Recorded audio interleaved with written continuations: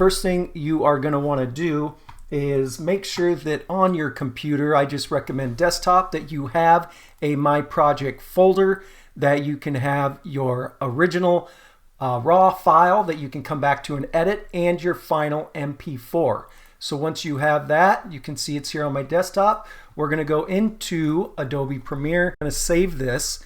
We're going to go to File, Save As. We're going to make sure it is at the PRPROJ. That is the original file, and it'll be in there with all of your other videos, images, anything that has to do with this project you're going to put in this My Project folder. Next thing we're going to do is we're going to go File. We're going to Export Media. Open up this window, and this is where we can label it. We'll just call it My Project. We'll just leave it as the custom, and make sure the format is H.264. As you change this format here, you can see that it will change up here in the file name. So like I said, we're going to go back down to H.264 to keep it as an MP4. So what I'm going to do is go down here to the bottom and go Range, Entire Source.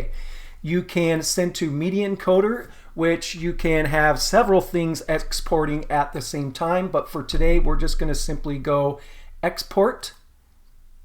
It's going to export here. You can see down here, it's Desktop My Project in that folder. Let's go back here to on my desktop, and you can see there it is, My Project Untitled. This is the one that I can open back up and I can edit, etc. And then when you're done, file, export My Project. That is how you quick and easy save and export videos in Adobe Premiere in 2024.